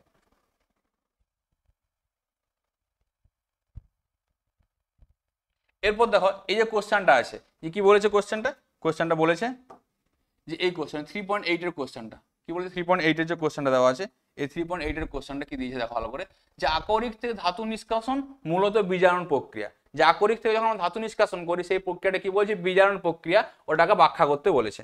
ওই ব্যাখ্যার অ্যান্সারটা দেখো এখানে দেওয়া আছে। ব্যাখ্যাটা কি বলেছে, বলছে দেখো এটা ছিল সেই কোশ্চেনটা। কোশ্চেন নাম্বার কত হবে তাহলে, কোশ্চেন নাম্বার 3.8 হচ্ছে আমার ওই কোশ্চেনে। কি বলেছে, বলেছে এরকম যে আয়নীয় সমীকরণের সাহায্যে তোমাকে ব্যাখ্যা করতে বলেছে যে আমার এই যে ধাতুর যে আকরিক থেকে ধাতু পরিশোধন করা হয় এটা একটি বিজারণ প্রক্রিয়া। এবারে দেখো কি বলেছে, যে আকরিক থেকে যখন আকরিকের মধ্যে কি থাকে, আকরিকের মধ্যে ধাতব যৌগ থাকে, আর ধাতব যৌগগুলি কি প্রকৃতির হয়, ধাতব যৌগগুলো সবসময় তড়িৎ ধনাত্মক হয়, মানে ওরা সবসময় কি চায়, ইলেকট্রন বর্জন করে ক্যাটায়নে থাকে অবস্থায়। যেখানে আকরিক থাকে আকরিকের মধ্যে ধাতুগুলি কি অবস্থা থাকে, তড়িৎ ধনাত্মক অবস্থা থাকে বা ক্যাটায়ন অবস্থা থাকে। এরপর কি হয়, যে ধনাত্মক জারণ অবস্থা থাকে তখন সে কি করে, এবারে ক্যাটায়নটা কি করবে, যে ক্যাটায়ন থেকে তার টেন্ডেন্সি ইলেকট্রন গ্রহণ করে, তাহলে সে কি করে ইলেকট্রন গ্রহণ করে, ইলেকট্রন গ্রহণ করার পর সে কি হয়, ইলেকট্রন গ্রহণ করার পর সে ধাতুতে পরিণত হয়। আর আমরা কি জানি যে ইলেকট্রন যখন গ্রহণ করে সেই প্রসেসটাকে কি বলি আমরা, সেই প্রসেসটাকেই বলি হচ্ছে আমরা বিজারণ প্রসেস। তো ধাতু নিষ্কাশন যখন করা হয় বা আকরিক থেকে ধাতু নিষ্কাশন করি আমরা, সেই প্রসেসটি কি হচ্ছে আমার, সেই প্রসেসটি বিজারণ প্রক্রিয়া। এটা আমাকে এক্সাম্পল দিয়ে ব্যাখ্যা করতে বলছে। তাহলে এক্সাম্পল দেখো Fe2O3, এখানে কি করছে, আয়নের যে আকরিক যখন থেকে অ্যালুমিনিয়াম বিক্রিয়া করলে কি হয়, Al2O3 প্লাস Fe পরিণত। এখানে দেখো কি হয়েছে, আয়নের জারণ সংখ্যা কত ছিল, +3, এখন জারণ সংখ্যা কিসে পরিণত হয়েছে দেখো, 0-তে পরিণত হয়েছে। তাহলে এই প্রসেসটা কি হয়েছে আমার, বিজারণ। তাহলে এটাকে কি বলতে পারি আমরা, রাসায়নিক সমীকরণের সাহায্যে আমরা এইভাবে ব্যাখ্যা করতে পারি যে কি, যে ধাতু নিষ্কাশন একটি বিজারণ প্রক্রিয়া। তারপরের কোশ্চেন দেখো কি বলেছে এখানে, যে মিথেনকে কি হয়, যে মিথেনকে অতিরিক্ত বায়ুতে পড়ালে কি ঘটে সমীকরণ সহ লিখো। মিথেনকে অতিরিক্ত বায়ুতে পড়ালে কি ঘটে সমীকরণ সহ লিখো। যে মিথেন থাকে, মিথেনের সংকেত হচ্ছে CH4, একে যদি আমরা বায়ুর সঙ্গে রিঅ্যাকশন করি তাহলে কি হয়, কার্বন ডাইঅক্সাইড আর জল উৎপন্ন হয়। এখন দেখো কার্বন ডাইঅক্সাইড আর জল কি হয়েছে আমার উৎপন্ন, তার সঙ্গে কি পাই আমরা, তার সঙ্গে আমরা কিছু পরিমাণ আমরা তাপও পাই। তারপরে জিজ্ঞেস করেছি এই বিক্রিয়াটির একটি ব্যবহার লিখো। এই বিক্রিয়াটির ব্যবহার কি হবে, এই যে তাপটা উৎপন্ন হয়েছে না, এই উৎপন্ন তাপকে আমরা কি করতে পারি, বিভিন্ন রকম জ্বালানি হিসেবে ব্যবহার করতে পারি। ওই জন্য কি হয়, উৎপন্ন তাপকে আমরা কি হিসেবে ব্যবহার করতে পারি, একে আমরা জ্বালানি হিসাবে ব্যবহার করতে পারি। ওই জন্য মিথেনকে জ্বালানি হিসেবে ব্যবহার করে, মিথেনকে পড়ালে আমরা কি পাই, ওখান থেকে তাপ পাই, সেই তাপ দিয়ে করে আমরা রান্নার ঘরের বিভিন্ন রকম জিনিস ইউজ করতে পারি, বা যে কোনো জায়গায় যে তাপ দরকার হয় আমরা এখান থেকে পেয়ে থাকি। তারপরের কোশ্চেন দেখো কি বলেছে, যে CCl4 এর দ্রবীভূত ব্রোমিনের সঙ্গে অ্যাসিটিলিন গ্যাস চালনা করলে কি ঘটে সমীকরণ সহ লিখো। কি করেছে, CCl4 এর সঙ্গে CCl4 কে কোথায় রাখা, ব্রোমিনকে কোথায় রাখা আছে, CCl4 এর মধ্যে রাখা আছে। তারপরে তার সঙ্গে কার রিঅ্যাকশন করেছে, অ্যাসিটিলিন। অ্যাসিটিলিন মানে কি জানি আমরা, CH ট্রিপল বন্ড CH এর সঙ্গে রিঅ্যাকশন করা হয়েছে কাকে, Br2 এর সঙ্গে। Br2 রিঅ্যাকশন করলে কি হবে, এই যে ট্রিপল বন্ড আছে না, এই ট্রিপল বন্ডের 2 অণু Br যোগ হয়, মানে কি হবে 4টা ব্রোমিন যোগ হবে। এখানে দেখো এই কার্বনের 2টো ব্রোমিন, এই কার্বনের 2টো ব্রোমিন যোগ হয়ে গেছে এবং তৈরি হয়েছে আমার কি CH Br। এই যে যৌগটা উৎপন্ন হয়েছে, তাহলে তোমরা কাজ কর, এই যৌগটার যে নাম আইইউপিএক নাম, আইইউপিএসি নাম, এই আইইউপিএসি নামটা তোমরা অবশ্যই কিন্তু কমেন্ট বক্সে আমাকে কমেন্ট করে জানাও আইইউপিএক নাম কি হয়। আমি কিন্তু অবশ্যই পরের ভিডিওতে এই কমেন্টে রিপ্লাই দেবো, তোমরা কিন্তু অবশ্যই কিন্তু কমেন্ট করে জানাবে। দেখো এরপরে শুরু হচ্ছে কি আমার বিভাগ গ। এখানে দেখো 12টা কোশ্চেন থাকে, 3 নম্বরের 36 নাম্বার। তো দেখো কোশ্চেনটা, ফার্স্ট কোশ্চেন কি বলেছে, ফার্স্ট কোশ্চেন বলেছে যে বয়েলের সূত্র, চার্লসের সূত্র এবং অ্যাভোগাড্রোর সূত্রের সাহায্যে PV সমান nRT সমীকরণটি প্রতিষ্ঠা করো। তাহলে আমরা কি করব, এই সূত্রের সাহায্যে PV সমান nRT সমীকরণটি প্রতিষ্ঠা করব। দেখো প্রথমে দেখো আমরা কি করব, যে বয়েল আছে, বয়েলের সূত্র থেকে কি পাই আমরা, আমাদের বয়েলের সূত্র থেকে আমরা এটা জানতে পারি যে বয়েলের সূত্র থেকে হয় আমাদের V ভেরিজেজ 1/P। এটা কখন হয়, যখন কি হয়, যখন আমার মাস আর যে উষ্ণতা এরা কি থাকে, এরা স্থির থাকে, এই জিনিসটা পাই আমরা। তারপরে দেখো কি চার্লসের সূত্র থেকে কি পাই আমরা, যে চার্লস, বিজ্ঞানী চার্লস ছিল, ওই চার্লসের সূত্র থেকে আমরা, চার্লসের সূত্র থেকে কি পাই আমরা, পাই V ভেরিজেজ ক্যাপিটাল T। এই ক্যাপিটাল T মানে কিন্তু কেলভিন টেম্পারেচার। যখন কি হয়, যখন আমার এখানে M আর কমা কি থাকে, Pটা আমার স্থির অবস্থায় থাকে। আর আমরা কি জানি যে অ্যাভোগাড্রোর সূত্র আছে, কি সূত্র, যে অ্যাভোগাড্রো সূত্র আছে। এই অ্যাভোগাড্রো সূত্র থেকে আমরা কি জানতে পারি, অ্যাভোগাড্রো সূত্র থেকে আমরা জানতে পারি কি হয়, ভি ভেরিজেজ স্মল এন, মানে আয়তন কার উপর নির্ভর করবে, আয়তন নির্ভর করবে কণা সংখ্যার উপর নির্ভর করবে। তখন কি হয় এখানে, যখন পি ও টি কি থাকে আমার স্থির অবস্থায় থাকে। এরপর এলাকা যদি তিনটাকে যোগ করি, যৌগিক ভেদের উপপাদ্য অনুযায়ী কি লিখতে পারি, যে যৌগিক ভেদের উপপাদ্য অনুসারে কি লিখতে পারি, আমরা লিখতে পারি যে কি হয়, V varies N T by P. এবারে সমানুপাতিক চিহ্ন তোলার জন্য কি হবে, একটা ধ্রুবক আসবে, ধ্রুবকটাকে আমরা কি বলছি, আর, তাহলে কি আসবে, পিভি সমান এন আর টি। এই যে ধ্রুবকটা এসছে আর, এই ধ্রুবকটাকে বলে থাকি আমরা হচ্ছে কি সার্বজনীন গ্যাস যোগ। তাহলে এখানে আর কি, আর হচ্ছে আমার সার্বজনীন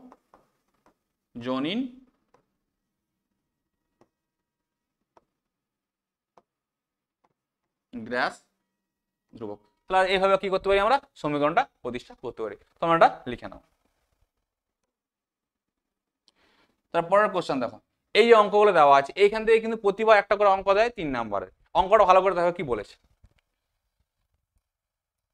কি বলেছে, যে ম্যাগনেসিয়াম বলেছে এখানে কি হয়, যে ম্যাগনেসিয়াম অক্সাইড আর ম্যাগনেসিয়াম কার্বনেট, মানে ম্যাগনেসিয়াম অক্সাইড মানে কি দেওয়া আছে এখানে MgO, আর ম্যাগনেসিয়াম কার্বনেট মানে আছে MgCO3।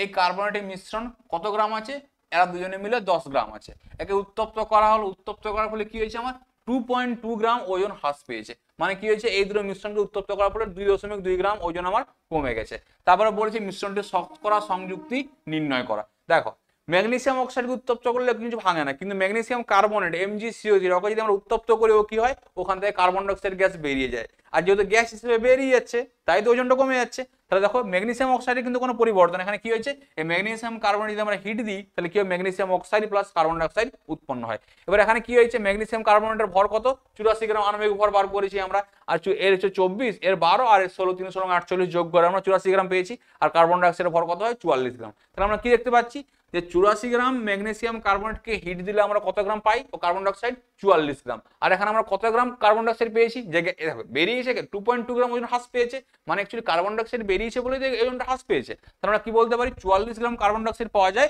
84 গ্রাম থেকে। তো 44 গ্রাম পাচ্ছি আমরা, এত গ্রাম MgCO3 থেকে আমরা কি পাচ্ছি, MgCO3 থেকে পাই আমরা 44 গ্রাম কার্বন ডাইঅক্সাইড। তাহলে 2.2 গ্রাম কার্বন ডাইঅক্সাইড পেয়েছি আমরা। তাহলে কত গ্রাম ম্যাগনেসিয়াম কার্বনেট ছিল এখানে, 4.2 গ্রাম ম্যাগনেসিয়াম কার্বনেট। জাস্ট ঐকিক নিয়ম করে দিয়েছি, ঐকিক নিয়ম করতে 4.2 গ্রাম ম্যাগনেসিয়াম কার্বনেট পেয়ে গেছি।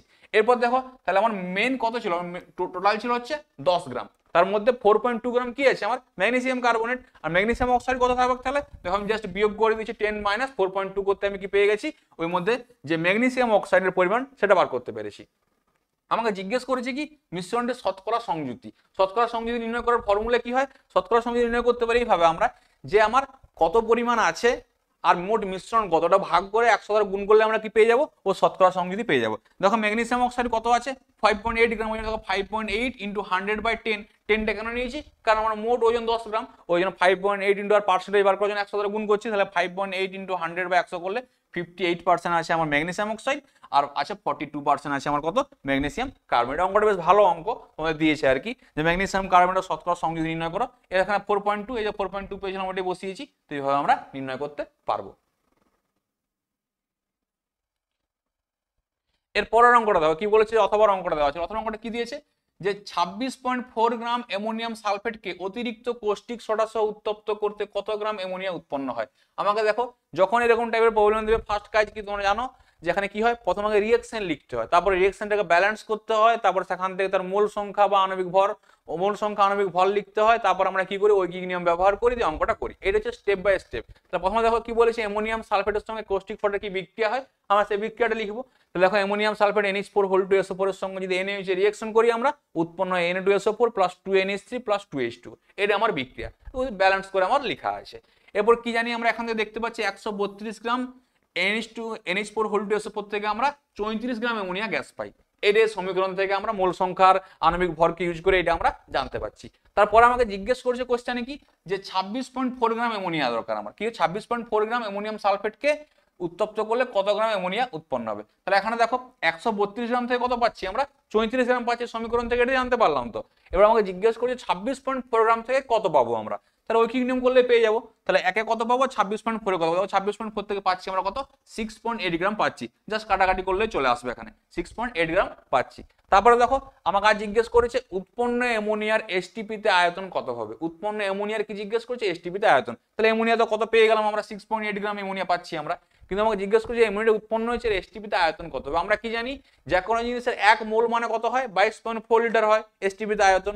আর অ্যামোনিয়ার 1 মোল মানে কত গ্রাম, 17 গ্রাম। তাহলে আমরা লিখতে পারি যে 17 গ্রাম অ্যামোনিয়া মানে 22.4 লিটার অ্যামোনিয়া। তো ওইটাই করছি, দেখো যে 17 গ্রাম অ্যামোনিয়া সমান কত করেছি আমরা, 22.4 লিটার অ্যামোনিয়া এখানে করেছি। এরপর কি করবো, আমাকে কত গ্রাম উৎপন্ন হয়েছে আমার, 6.8 গ্রাম। তাহলে 6.8 গ্রাম অ্যামোনিয়া সমান কত হবে, 22.4 ইন্টু 6.8 বাই 17, এটা কাটাকাটি করলে কত আসছে, 8.96 লিটার। আশা করি তোমরা অঙ্কটা বুঝতে পেরেছো।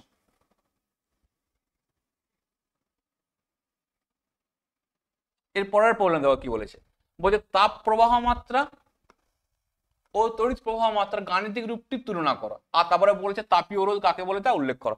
আমি তোমাদের এই কোয়েশ্চেনগুলো লিখে নিয়েছি, কারণ যদি না লিখে আমি এখন লিখতে থাকলে অনেকটা সময় হয়ে যায়, অনেকটা সময় লাগবে, তো ভিডিওটা অনেক লেন্দি হয়ে যাবে। ওই জন্য আমি আগে থেকে পড়ে লিখে রেখেছি, যাতে তোমাদের কোনো অসুবিধা না হয়, ভিডিও যদি বেশি লেন্দি না হয়, ওই জন্য লিখে রেখেছি। তোমরা ভিডিওটা পজ করে এটা লিখে নেবে।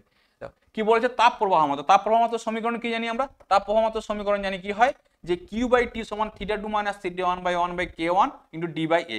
এর অ্যাকচুয়ালি সমীকরণ টিটা আর কে গুলো এখানে ছিল, আমি জাস্ট সমীকরণটাকে রিরাইট করেছি, একটু সাজিয়ে লিখেছি, এই সমীকরণটা পেয়েছি।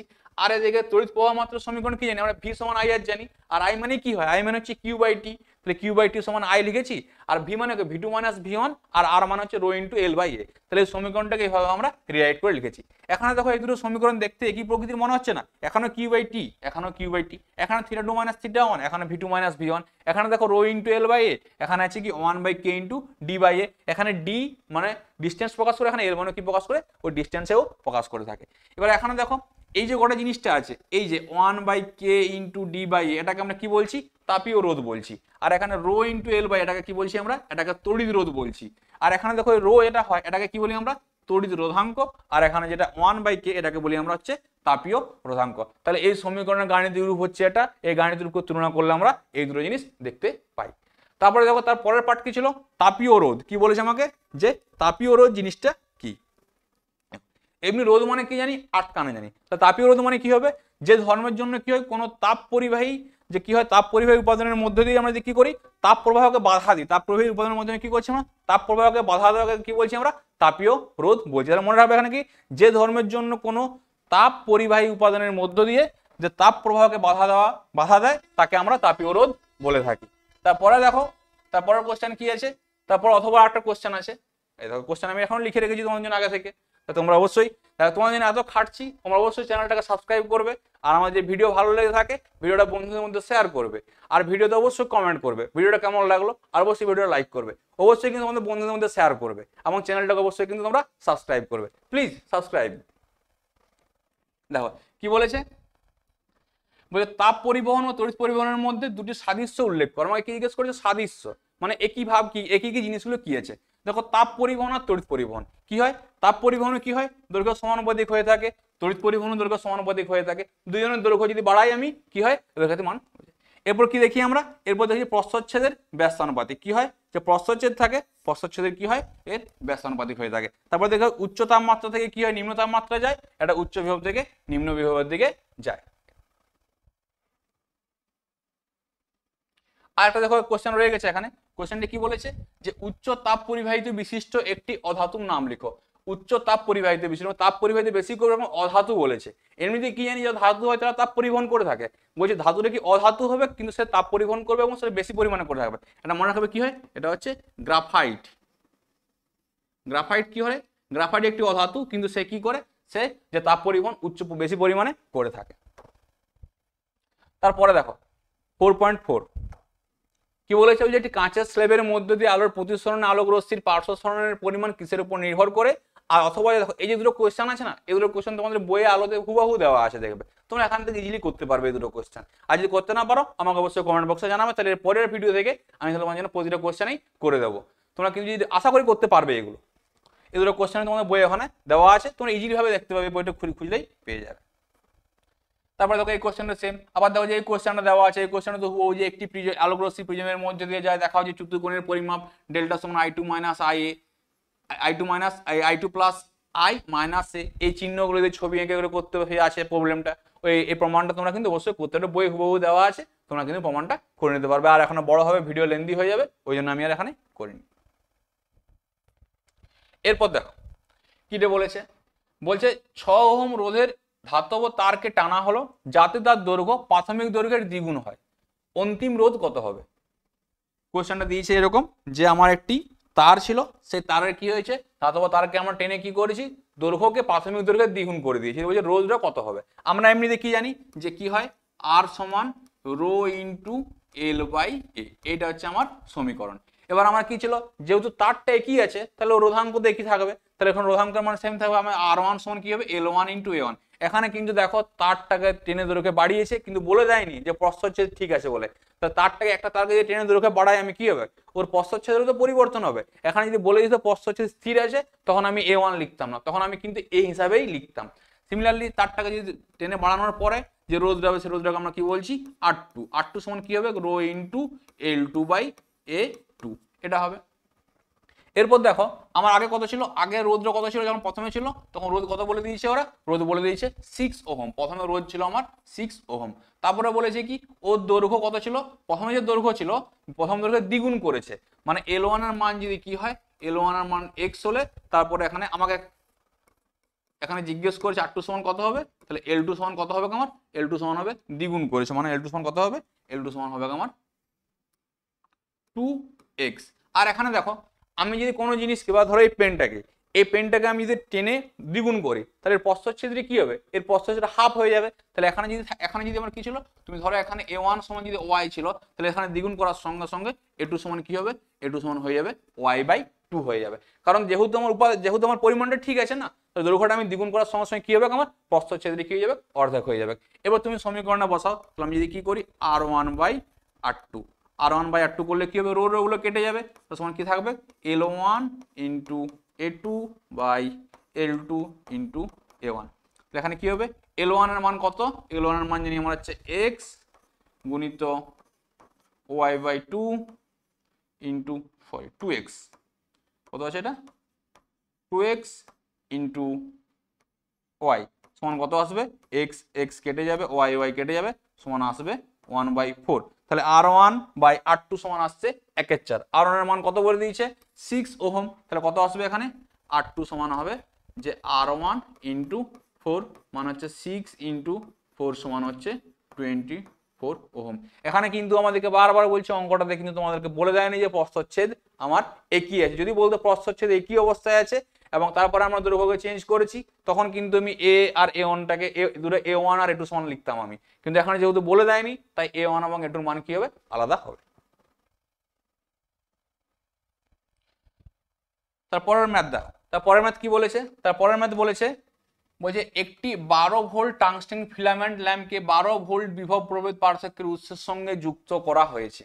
বলছে ল্যাম্পের মধ্য দিয়ে তড়িৎ প্রবাহ মাত্রার মান 3 এম্পিয়ার। তারপর নির্ণয় করতে দিয়েছে ফিলামেন্টের রোধ কত, ল্যাম্পের ক্ষমতা কত, আর 5 ঘন্টায় ব্যয়িত তড়িৎ শক্তি বিওটি এককে কত হবে, আমাকে এটা জিজ্ঞেস করেছে।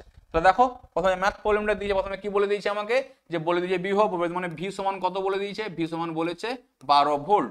তারপরে বলেছে কি ও তড়িৎ প্রবাহ মাত্রা মানে আই সমান কত বলেছে আমাকে, আই সমান বলে দিয়েছে আমাকে 3 এম্পিয়ার। তারপরে জিজ্ঞেস করছে ফিলামেন্টের রোধ কত হবে। আমরা কি জানি যে ভি সমান কি হয়, ভি সমান আইআর, ভি সমান আইআর যদি ইউজ করি কি হয়, ভি সমান আই ইন্টু আর। তাহলে এখানে আর সমান কত হবে, আর সমান হবে 12/3 সমান হচ্ছে 4 ওহম। তাহলে এখান থেকে আমরা কি পেয়ে গেলাম, ফিলামেন্টের রোধ 1 নাম্বার যেটা জিজ্ঞেস করেছে সেটা পেয়ে গেলাম। তারপরে জিজ্ঞেস করেছে ল্যাম্পের ক্ষমতা, আমরা একটু আগে বললাম ক্ষমতার ফর্মুলা কি হবে, ভিআইপি, পি সমান ভিআই বা ভিআই সমান হচ্ছে আমার পি। তো 2 নাম্বার ফর্মুলা কি আছে আমার, যে পি সমান ভিআই, এটাই হচ্ছে ক্ষমতা।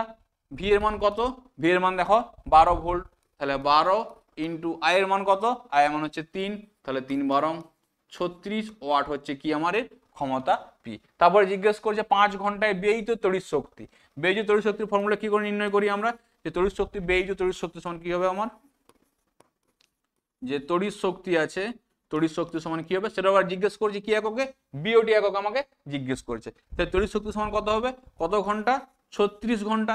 কতক্ষণ করে চলেছে, 5 ঘন্টা চলেছে। তাহলে 36 গুণিত 5 সমান এত ওয়াট ইন্টু ঘন্টা। এই ওয়াট ঘন্টা সমান কত হবে, এটা 530 5 মানে 180 ওয়াট ঘন্টা। আর ওয়াট ঘন্টা মানে কিন্তু বিওটি একক না, কিলোওয়াট ঘন্টা মানে বিওটি। তাহলে ওয়াট ঘন্টাকে কিলোওয়াট ঘন্টা কি করতে হবে আমাকে, 1000 দ্বারা ভাগ করতে হবে। তাহলে বাই যদি আমি 1000 করে দিই, বাই 1000 করে দিলে কি ধরবে আমার, কিলোওয়াট ঘন্টা। আর কিলোওয়াট ঘন্টা মানে আমরা কি জানি, বিওটি। এটা করলে কত আসবে, 0.18 বিওটি হবে আমার অ্যান্সার। তোমরা বুঝতে পারলে, এটা ছিল তোমাদের এই অঙ্ক। তারপরে দেখো যে 4.7 যেটা দিয়েছে, এই 4.7 যেটা দেওয়া আছে, 4.7 কি বলেছে, যে তড়িৎ প্রবাহ তাপীয় ফল সংক্রান্ত জুলের সূত্রগুলি লিখো। তোমরা লিখতে পারো, তোমাদের বইয়ের দেওয়া আছে, তোমরা বই থেকে এখানে দেখে নেবে, তো তোমাদের এখান থেকে কিন্তু হয়ে যাবে। অবশ্যই তোমরা লিখতে পারো জুলের সূত্র, আবার সেম জিনিস দেওয়া আছে, জুলের সূত্র তোমরা কিন্তু এখানে লিখে নেবে। বইয়ে দেওয়া আছে, বেশ সুন্দর করে জুলের সূত্র দেওয়া আছে, ওটা কিন্তু তোমরা লিখতে পারবে। তারপরের কোশ্চেন দেখো কি বলেছে, নিউক্লিয় বন্ধন শক্তি কি। কি বলেছে, নিউক্লিয় বন্ধন শক্তি কি। দেখো নিউক্লিয় বন্ধন শক্তির সংজ্ঞা আমি এখানে লিখে দিয়েছি তোমাদের জন্য। কি বলেছে, যে নিউক্লিয়াস গঠনের সময় কি হয়, যে ভর ত্রুটির মান থাকে, ওই ভর ত্রুটির মানটা কি হয়, আইনস্টাইনের সমীকরণ অনুসারে E সমান mc স্কয়ার, এই সমীকরণ অনুসারে শক্তিতে রূপান্তরিত হয়। আর এই শক্তি কি করে, নিউক্লিয়াসের মধ্যে নিউক্লিয়ন থাকে না, তাকে আবদ্ধ অবস্থায় দৃঢ়ভাবে আবদ্ধ অবস্থায় রাখে। এই শক্তিকে আমরা কি বলছি, এই শক্তিকে বলছি আমরা নিউক্লিয় বন্ধন শক্তি। এবং আর তারপরের কোশ্চেন কি দিয়েছিল, এটি ভর ত্রুটির সঙ্গে কিভাবে সম্পর্কিত। কি বলেছে, ভর ত্রুটির সাথে কিভাবে সম্পর্কিত। দেখো ই সমান হচ্ছে সমীকরণ কি, ই সমান হচ্ছে delta M into C square. এখানে ডেল্টা এমটা কি, ডেল্টা এমটা হচ্ছে ভর ত্রুটি, আর এটাকে যদি আমরা সি স্কোয়ারটাকে এনার্জি ট্রান্সফার করি, তখন কি আছে 931.5 মেগা ইলেকট্রন ভোল্ট। তাহলে ইডি হচ্ছে এখন বন্ধন শক্তি, তাহলে বন্ধন শক্তি সমান কি হবে, 931.5 mega electron volt into delta M. এটা হচ্ছে কি, এটা হচ্ছে এর সম্পর্ক। এ বলেছে কিভাবে সম্পর্কিত হবে, এইভাবে কি হবে সম্পর্কিত হবে। তোমরা এটা অবশ্যই কি করো, এটা লিখে নাও। তারপরে দেখো আর একটা কোশ্চেন আছে, কোশ্চেনটা কি বলেছে, বলছি পৃথিবীর বয়স নির্ধারণ করতে কোন তেজস্ক্রিয় আইসোটোপ ব্যবহার করা হয়। এখানে মনে রাখবে, পৃথিবীর বয়স নির্ধারণ করার জন্য আমরা ওই ইউরেনিয়াম খনি আছে না, ইউরেনিয়াম খনির যে ইউরেনিয়ামের তেজস্ক্রিয় আইসোটোপ আছে, ওই আইসোটোপের সঙ্গে সিসার অনুপাত নির্ণয় করি, সেভাবে আমরা কি করতে পারি, পৃথিবীর বয়স নির্ধারণ করতে পারি। কার্বন 14 দিয়ে কিন্তু আমরা গাছ, হাড়, কঙ্কালে নির্ধারণ করে থাকি বয়স। আমাকে পৃথিবীর বয়স জিজ্ঞেস করছে, পৃথিবীর বয়স নির্ভর করে থাকে কার উপর, নির্ণয় করা যায় কার দ্বারা, ওই যে তেজস্ক্রিয় ইউরেনিয়াম আছে, ওই তেজস্ক্রিয় ইউরেনিয়াম দ্বারা করতে পারি। লিখে রাখো এখানে যে তেজস্ক্রিয় যে ইউরেনিয়াম থাকে, তেজস্ক্রিয় ইউরেনিয়াম দ্বারা আমরা কি করতে পারি, এই পৃথিবীর বয়স নির্ধারণ করতে পারি। তারপরে দেখো 4.9 এর কোশ্চেন দেখো, 4.9 এর কি কোশ্চেনটা বলেছে, 4.9 এর কোশ্চেন বলেছে যে FiCl এর মধ্যে কোনটি তড়িৎ ঋণাত্মক সব থেকে কম এবং কোনটির পরমাণুর আকার সব থেকে বড়, এটা জিজ্ঞেস করেছে। দেখো আমার কি দেওয়া আছে, এখানে দেওয়া আছে F, তারপরে আছে Cl আছে, আর I আছে, এই তিনটে দিয়েছে। আমরা কি জানি, দেখো এটা কত নম্বর গ্রুপে আছে, 17 নম্বর গ্রুপে আছে, তাকে আমরা হ্যালোজেন ফ্যামিলি বলে থাকি। তাহলে F থাকে, প্রথম থাকে F, তার নিচে থাকে Cl, তারপরে থাকে Br, তারপরে থাকে I, এটা 17 নম্বর গ্রুপে থাকে। এটা কি, এটা গ্রুপ বরাবর দেওয়া আছে একটা। তারপরে জিজ্ঞেস করেছে এর মধ্যে কোনটি তড়িৎ ঋণাত্মকতা সব থেকে কম। তখন আমরা কি জানি, ইলেকট্রোনেগেটিভিটি উপর থেকে নিচের দিকে নামলে কি হয়, যে ইলেকট্রোনেগেটিভিটি উপর থেকে নিচের দিকে নামলে কি হয়, কমে। তাহলে কার সব থেকে কম হবে, আয়োডিনের সব থেকে কম হবে। তাহলে প্রথম যে কোশ্চেনটা ছিল, প্রথম কোশ্চেনটা কি হবে, যে আয়োডিনের ইলেকট্রোনেগেটিভিটি বা যে তড়িৎ ঋণাত্মকতা থাকে, ঋণাত্মকতা কম। তারপরে বলেছে কোনটির পরমাণুর আকার সব থেকে বড় হয়। দেখো উপর থেকে নিচের দিকে নামলে কি হয়, সাইজ বাড়ে, আস্তে আস্তে কি হবে, সাইজে বাড়তে শুরু করে ব্যাসার্ধ বাড়ে, ব্যাসার্ধ বাড়লে কি হবে, উপর থেকে নিচ বরাবর যাচ্ছে, মানে কি হবে, আয়োডিনের সাইজও কি হবে, বড় হবে। 2 নম্বরে কি হবে, যে আয়োডিনের আকার সবচেয়ে বড়। ওই 3 জনের মধ্যে আয়োডিনের আকার সবচেয়ে বড়। তারপরে জিজ্ঞেস করেছে পর্যায় সারণীতে কোন মৌলের আয়নন বিভবের মান সর্বাধিক। আয়নন বিভব মানে আমরা কি জানি, যে একটা ইলেকট্রনকে বার করতে যে পরিমাণে শক্তি লাগে তাকে আমরা বলি আয়নাইজেশন এনার্জি বা আয়নন বিভব। এবারে দেখো আমরা কি জানি, বাম দিক থেকে ডান দিকে গেলে কি হয়, আয়নাইজেশন এনার্জি বা আয়নন বিভব মানটা আস্তে আস্তে বাড়তে শুরু করে, আর উপর থেকে নিচের দিকে গেলে মান কমতে শুরু করে। এই দিক থেকে এদিকে গেলে আয়নন এনার্জি মানে কি হয়, বাড়ে, এই দিক থেকে এদিকে গেলে মান কমে। এরপর দেখো এদিকে যা থাকবে কার মান সব থেকে বেশি হয়, এই যে হিলিয়াম থাকে, এই হিলিয়াম নিষ্ক্রিয় গ্যাসের ক্ষেত্রে সব থেকে কি হয়, এই হিলিয়ামের মান সব থেকে বেশি হয়। কার, আয়নন বিভবের মান সব থেকে বেশি হয় হিলিয়ামের জন্য।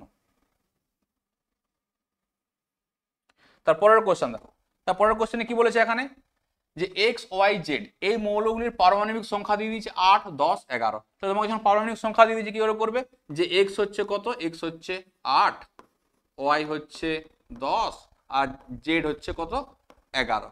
জিজ্ঞেস করি দীর্ঘ পর্যায় সারণীতে ওয়াই মৌলটির অবস্থান কোন শ্রেণীতে। আমাকে অবস্থান জিজ্ঞেস করছে, দ্বিতীয় নম্বরে জিজ্ঞেস করছে এদের মধ্যে কোনটির অপরাতড়িৎ ধর্মিতা সবচেয়ে বেশি, আর 3 নম্বরে জিজ্ঞেস করেছে এক্স ও জেড দ্বারা গঠিত যৌগের সংকেত কি হবে। দেখো যখন এটা জিজ্ঞেস করে প্রথম কাজ কি হবে, আমি এর যখন অবস্থান নির্ণয় করতে দেবে কি করবে তোমরা, এর ইলেকট্রন বিন্যাসটা করে নেবে। 8 মানে কি হবে 2,6, 10 মানে কি হবে 2,8 আর 11 মানে হবে 2,8,1, এখানে হবে 2,8,1। ইলেকট্রন বিন্যাস হয়ে গেল। যতবার ভাঙবে মনে রাখবে তত নাম্বার পর্যায়ে অবস্থান করছে। এখন কবার ভেঙেছে, দুবার, মানে অবস্থান করছে সেকেন্ড পর্যায়ে। এ হচ্ছে সেকেন্ড পর্যায়ে আছে, এও সেকেন্ড পর্যায়ে থাকবে, এ থাকবে থার্ড পর্যায়ে। তো দেখো ইলেকট্রন বিন্যাস 3 বার ভেঙেছে বলে 3 নম্বর পর্যায়ে, 2 বার ভেঙেছে বলে 2 নম্বর পর্যায়ে, এও 2 বার ভেঙেছে বলে 2 নম্বর পর্যায়ে। এবার আমরা কি করে নির্ণয় করবো, গ্রুপটা কি করে নির্ণয় করবো। দেখো যদি এই সংখ্যার লাস্টের যে সংখ্যাটা এখান থেকে কি করতে পারি আমরা, গ্রুপ নির্ণয় করতে পারি। লাস্টের সংখ্যাটা যদি 1 বা 2 হয় তাহলে 1 নাম্বার গ্রুপ বা 2 নাম্বার গ্রুপ হয়ে যাবে। আর লাস্টের সংখ্যাটা যদি 2 এর থেকে বেশি হয় তার সঙ্গে 10 যোগ করতে হবে। তাহলে এখানে দেখো লাস্টের সংখ্যাটা কত আছে 6, 1 আর 2 এর থেকে বেশি, ওই জন্য কি করছি আমরা 10 যোগ করলে কি হবে, এ থাকবে 16 নাম্বার কি হবে আমার 16 নাম্বার গ্রুপে অবস্থান করবে। এখানে দেখো লাস্টের সংখ্যাটা কত 8 আছে, 2 এর থেকে বেশি, তাহলে এখানে কি হবে এ 18 নাম্বার গ্রুপে কি করবে, 18 নাম্বার গ্রুপে অবস্থান করবে। এখানে দেখো লাস্টের সংখ্যাটা কত 1, 2 এর থেকে ছোট, ওই জন্য কি হবে এ কিন্তু থাকবে 1 নাম্বার গ্রুপে। তো জিজ্ঞেস করেছিল কোনটা, আমাকে জিজ্ঞেস করেছিল ওয়াই। দেখো ওয়াই এর অবস্থান তোমরা খুব ইজিলি ভাবে বলতে পারবে, ওয়াই কত নাম্বার 2 নাম্বার পর্যায় আর 18 নাম্বার গ্রুপে অবস্থান করছে। এরপর জিজ্ঞেস করে এর মধ্যে কোনটির অপরাতড়িৎ ধর্মিতা সবচেয়ে বেশি। অপরাতড়িৎ ধর্মিতা মানে কি, যে কার ইলেকট্রোনেগেটিভিটি সব থেকে বেশি হয়। এই যে এক্স ওয়াই জেড, এখানে দেখো এই কি দেখতে পাচ্ছি, এর ক্ষেত্রে কি আছে, এর ক্ষেত্রে দেখো এই যে এটা মানে কি, এটা মানে অ্যাকচুয়ালি অক্সিজেন, অক্সিজেন 8 হয়। এটা মানে কি হয়, এটা মানে হচ্ছে নিয়ন, আর এটা মানে হচ্ছে সোডিয়াম। এই তিনটে মানে এটা হয়ে থাকে।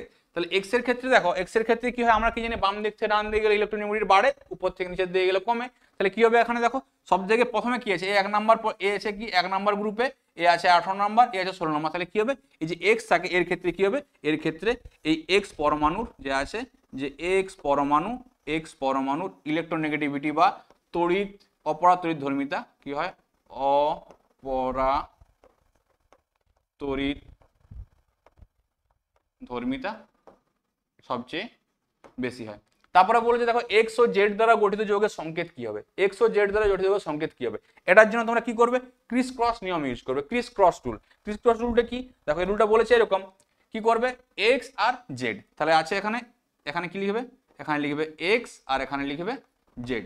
এবারে দেখো এক্স এর বাইরে কটা ইলেকট্রন আছে, এক্স এর বাইরে 6টা ইলেকট্রন আছে, তো অষ্টক পূর্তির জন্য কটা দরকার আমার এখন, 2টো দরকার, ওই জন্য এক্স এর নিচে কি লিখছি আমরা 2। জেড এর বাইরে কটা ইলেকট্রন আছে, 1টা, তাহলে কি হলো 2, 1। এটা কি করবে, এটা এইদিকে চলে আসবে, এটা এইদিকে চলে আসবে, তাহলে সংকেত কি হবে, সংকেত হবে এর সংকেত হবে, এর সংকেত হবে হচ্ছে এক্স জেড 2, না সরি এক্ষেত্রে হবে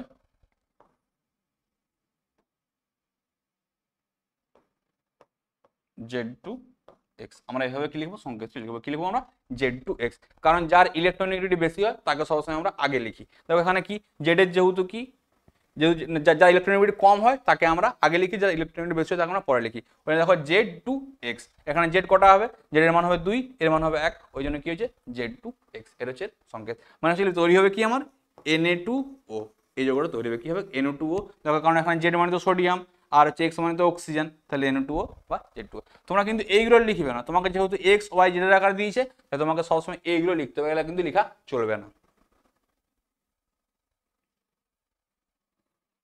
তারপরে দেখো এই কোশ্চেনটা ভালো করে লিখে নাও, কি বলেছে দেখো, যে অ্যালুমিনিয়ামের তড়িৎ বিশ্লেষণে অ্যালুমিনিয়াম ধাতু নিষ্কাশনের সময় এর সঙ্গে ক্রায়োলাইট ও ফ্লোরস্পার মেশানো হয় কেন। যখন আমরা কি করি অ্যালুমিনিয়ামকে নিষ্কাশন করে থাকি, আমরা কি করি ক্রায়োলাইট ও ফ্লোরস্পারকে আমরা মিশিয়ে থাকি। কেন মেশানো হয়, দেখো প্রথম কথা হচ্ছে এই যে ক্রায়োলাইট ও ফ্লোরস্পার কি করে থাকে, অ্যালুমিনিয়ামের গলনাঙ্ক অনেক বেশি হয়ে থাকে। এবার ক্রায়োলাইট আর ফ্লোরস্পার যদি আমরা মেশাই তাহলে সঙ্গে সঙ্গে কি হবে, ওই গলনাঙ্ক অনেক কমে যায়, আর গলনাঙ্ক কমে গেলে কি হবে, ওই তড়িৎ বিশ্লেষণকে গলিত করার জন্য কম তড়িৎ শক্তি খরচ করতে হবে।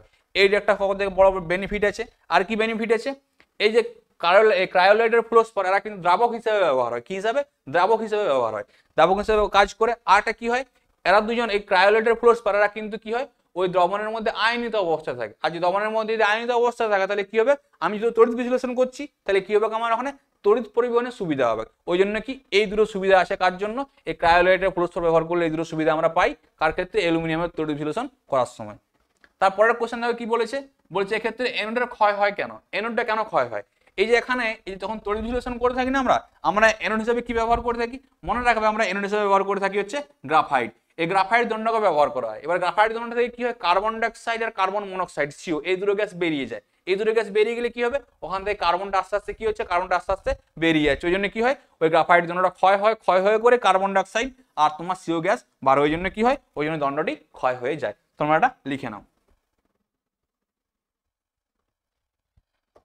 তারপরের কোশ্চেন দেখো কি বলেছে, যে অনুঘটক সহযোগে অ্যামোনিয়ার জারণ প্রক্রিয়ার মাধ্যমে নাইট্রিক অ্যাসিড প্রস্তুতির রাসায়নিক বিক্রিয়াগুলির সমিত সমীকরণ সহ লিখো।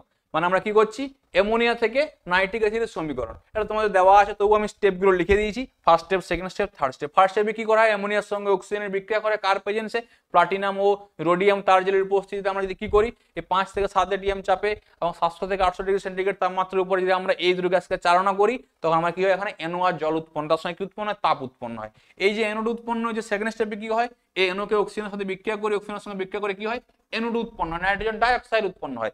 এই উৎপন্ন নাইট্রোজেন ডাইঅক্সাইডের সঙ্গে আমরা জলের বিক্রিয়া করি, তখন আমরা এখান থেকে কি পেয়ে যাই, তখন আমরা এখান থেকে নাইট্রিক অ্যাসিড পেয়ে যাই। এভাবে কি করতে পারি আমরা, এভাবে আমরা নাইট্রিক অ্যাসিডের সমীকরণ, নাইট্রিক অ্যাসিড প্রস্তুতি করতে পারি অ্যামোনিয়া থেকে, এর দ্বারা রাসায়নিক সমীকরণ। তারপরে দেখো কি বলেছে, যে ইথিলিন ও পলিইথিলিন, ইথিলিন ও পলিইথিলিন বা পলিথিন দুটো একই জিনিস, ইথিলিন বা পলিথিনের মধ্যে দুটি পার্থক্য লেখো, আর PTF এর পুরো নাম কি। দেখো ইথিলিন আর পলিইথিলিন, ইথিলিন মানে কি, CH2 বলম, CH2 এর সংকেত লিখবে, আর এর সংকেত হবে CH2 হোল N, কারণ এটা দেখো কি, এটা হচ্ছে মনোমার, এটা হচ্ছে পলিমার। মনোমারের সঙ্গে পলিমার কি করে তৈরি, যখন এরকম পর পর পর পর করে যুক্ত হয়ে যায়, N সংখ্যক কোনো যুক্ত হয়, তখনই কি হয়, মনোমার থেকে পলিমার তৈরি হয়। তাহলে N সংখ্যক ইথিলিন যুক্ত হয়ে করে আমার পলিথিন তৈরি করেছে। তারপরে দেখেন অবস্থা, এই ইথিলিন গ্যাসীয় অবস্থায় থাকে, আর এখানে পলিথিন কি অবস্থা থাকে, কঠিন অবস্থা থাকে। এই ইথিলিনকে আমরা কি হিসেবে ব্যবহার করি, ফল পাকতে সাহায্য হয়। আর পলিথিনকে আমরা গৃহস্থলে যে জিনিসপত্র আছে, তোমার বালতি থেকে শুরু করে যে সমস্ত পলিথিন ইউজ করে থাকে, সবগুলো এই পলিথিন থেকে আমরা পাই। এবার হচ্ছে কি আমার পার্থক্য, এই পার্থক্যটা তোমরা লিখে নিতে পারবে আশা করি।